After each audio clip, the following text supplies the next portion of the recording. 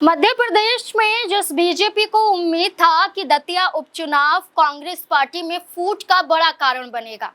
Congress party Datia पर उपचुनाव ही नहीं बल्कि कांग्रेस पार्टी में नेताओं का विश्वास भी हार जाएगी।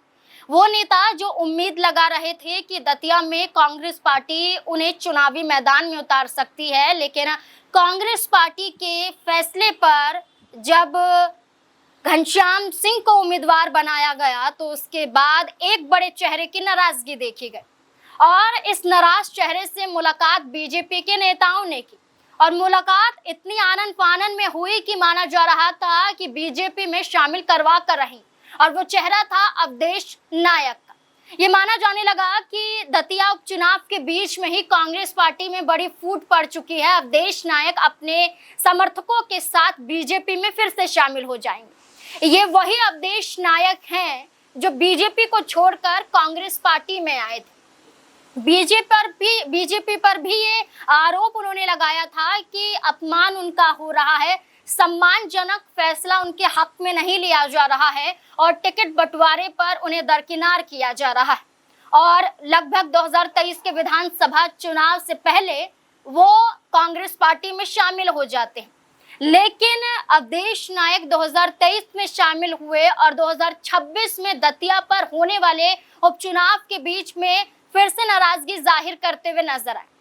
ये तक देखा गया कि खुद कांग्रेस पार्टी ये चाहती थी कि अवधेश नायक को कैसे ना कैसे करके मना लिया जाए ताकि ये संदेश जनता तक ना पहुंचे कि आप दतिया की जनता को क्या विश्वास दिला पाएंगे, कैसे उनके हक के लिए काम कर पाएंगे जब आप अपने ही नेताओं को अपनी पार्टी में बचा नहीं पाते।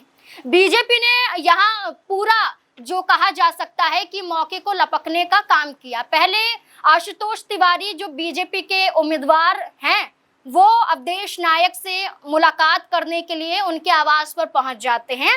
ये घटना है जब उन्होंने नामांकन फॉर्म भरा, जमा किया और उसके बाद वो अवधेश नायक के आवास पर पहुंचते हैं, मुलाकात करते हैं और इस मुलाकात के बाद माना जा रहा है कि मनाने के लिए पहुंचे थे।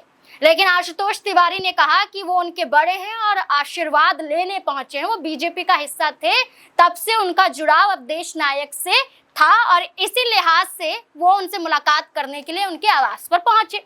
लेकिन इसके बाद अवधेश नायक से मुलाकात मंत्री राकेश शुक्ला भी करते हैं, जो राज्य सरकार में मंत्री हैं। राजेश शुक्ला वो भी यहाँ पर मुलाकात करते हैं। ये माना गया कि एक एक करके बीजेपी के कई नेता मुलाकात कर रहे हैं और अवधेश नायक भी ये कह रहे हैं कि उनके साथ खिलवाड़ किया गया है, धोखा मिला है, क्योंकि चर्चा अवधेश नायक की थी। उन्होंने टिकट भी, नामांकन फॉर्म जो था वो खरीद लिया था, लेकिन उसके बावजूद भी कांग्रेस पार्टी ने घनश्याम सिंह को मौका दिया। ये तक कहा गया कि इतनी नाराजगी बढ़ गई कि उन्होंने ये तक कह दिया था कि मौसम और चुनाव को देखते हुए वो इस प्रचार से दूर रहेंगे, वो अपनी भागीदारी कांग्रेस के साथ नहीं दतिया पर दिखाएंगे।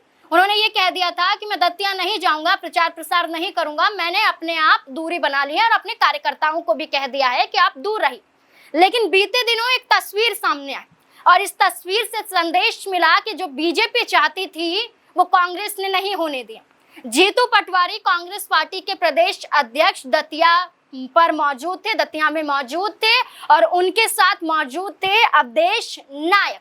और अवधेश नायक ने मीडिया के सामने इस बात को कबूला कि बीजेपी अफवाह फैला रही थी कि मैं उनके साथ जा सकता हूं। ये अफवाह फैलाई जा रही थी कि मेरी नाराजगी मेरी पार्टी से है तो मैं अपनी पार्टी को छोड़कर उस पार्टी का साथ दूंगा जिसने मुझे सबसे पहले धोखा दिया, मेरा अपमान किया। उन्होंने कहा उन्होंने जो झूठ फैलाया, जो भ्रम फैलाया, उसमें वो कामयाब नहीं हुए, तो अब मुंह छुपाते हुए फिर रहे हैं। अवधेश नायक जीतू पटवारी के साथ मंच साझा करते हुए नजर आए। इतना ही नहीं, ये तक भी देखा गया कि मध्य प्रदेश के पूर्व मुख्यमंत्री दिग्विजय सिंह ने इस बात को भी कबूला था मंच से कि उनसे गलती हो गई थी। वो माफी मांगते हैं अवधेश नायक से कि उन्होंने इस गलतफहमी में उनका टिकट कटवाया था कि वो बीजेपी के साथ जा सकते हैं, क्योंकि वो आरएसएस का एक बड़ा चेहरा है और अगर दतिया पर चुनाव जीतते हैं तो आरएसएस और बीजेपी को फायदा पहुंचाएंगे। इसलिए ये रणनीति अवधेश नायक की हो सकती है। इसलिए दिग्विजय सिंह ने खुद उनका टिकट कटवाया था 2023 में भी और इस बार के उपचुनाव में भी। लेकिन अवधेश नायक ने ये कहा कि वो हमारे बड़े हैं, हम उन्हें माफ करते हैं क्योंकि उन्होंने सम्मान पूर्वक अपनी गलती को स्वीकार किया। आज तक कोई ऐसा चेहरा निकलकर सामने नहीं आया जो खुद कबूले कि उन्होंने किसी का टिकट कटवाया हो, लेकिन दिग्विजय सिंह ने इस बात को कबूला। अब ये साफ तौर पर नजर आता है कि अवधेश नायक ने ये बात कबूल ली है कि वो कांग्रेस पार्टी से कहीं नहीं जाने वाले हैं और घनश्याम सिंह को जिताने के लिए वो पूरी मेहनत करेंगे, जी तोड़ मेहनत करेंगे और उन्हें चुनाव जिताकर रहेंगे।